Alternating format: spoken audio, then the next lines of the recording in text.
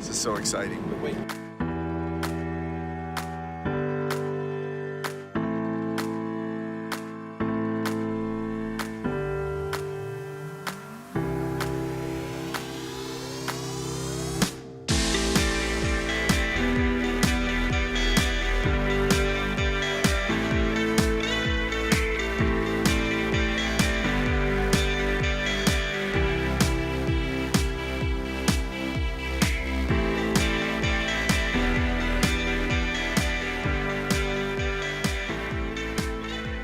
Hi, this is Dr. Daren Martin, graduate of International School of Bangkok. Yeah!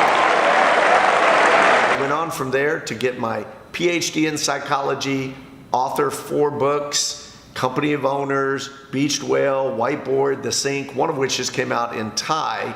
And I have to say that I owe a lot of my success, a lot of my experience in life to the great start that I got at International School of Bangkok, at ISB.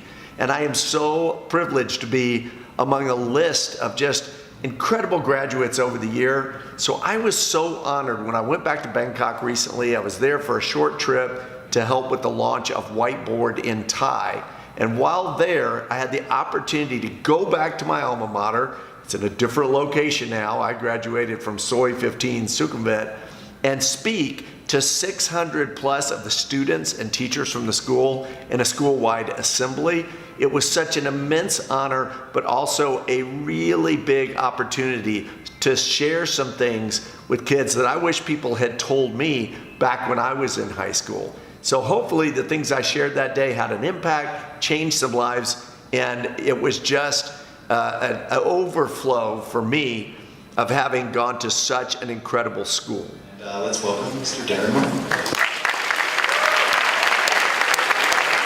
The first thing I talked about was the power of showing up. People show up in life, in relationships, in one of 2 ways. They either show up as Superman or Wonder Woman, or they show up as Eeyore. And we talked about what does it mean to use your physiology, use the way you think about yourself, talk about yourself, to really show up to work, to school, to relationships in a way that really separates you from the pack. I wrote a book called A Company of Owners, where I talk about how do you increase engagement in a typical company, but I also talk about how do you show up to life as an owner. Owners show up. People are either showing up to life as Superman or Wonder Woman. Hey, I'm here, I can help. What's going on? Let's do it. We can take this. Or they're showing up as Eeyore. Now, does anyone in this group know who Eeyore is? Okay. What's Eeyore like? Just drags around, mopey, everything's bad all of the time. So the key is, you show up to life in one of 2 ways. You either show up and you're there and you're just ready to go. Like many of you walked into this assembly. Some of you, I'm sure, walked in today going, okay, whatever, so at least we get out of class and I get to sit up here. And some of you walked in like, boom, what are we gonna learn? I'm excited, I'm ready to go. Owners show up. The second thing we talked about was being responsible. There are 3 kinds of responsible out there. The first one is irresponsible. We know what that means. You don't do what you do when you say you're gonna do it.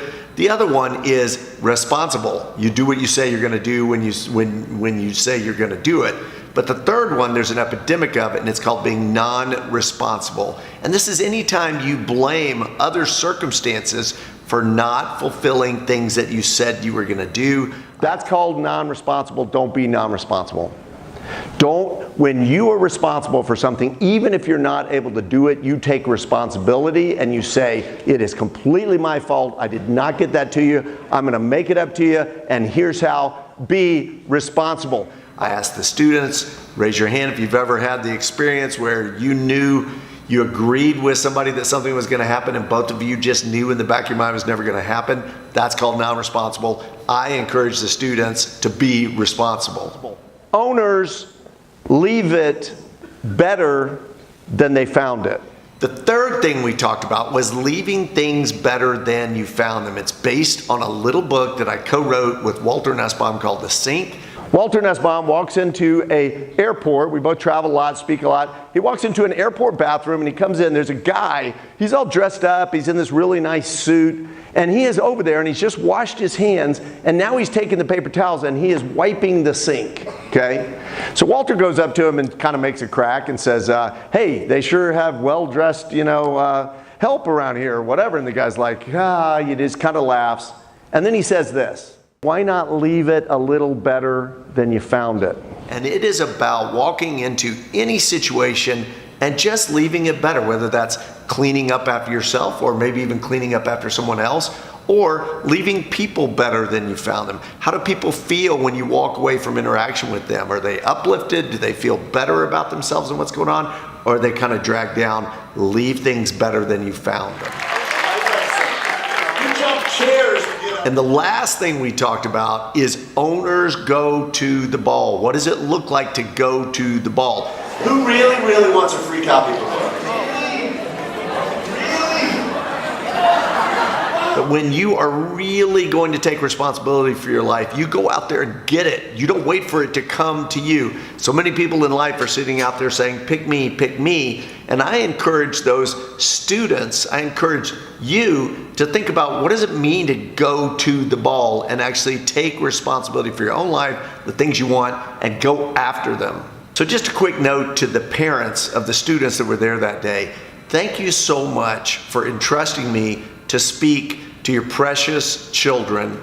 I remember being inspired back when I was at ISB by different people who came in and taught us things and showed us the path, and teachers and just different sorts of influences. And I hope that you'll take these simple ideas that I shared and actually talk to your kids about them, reinforce them at home, see ways that you can get some conversations going around them, and that it will really start some not only great conversation, but some change in behavior in a really positive way.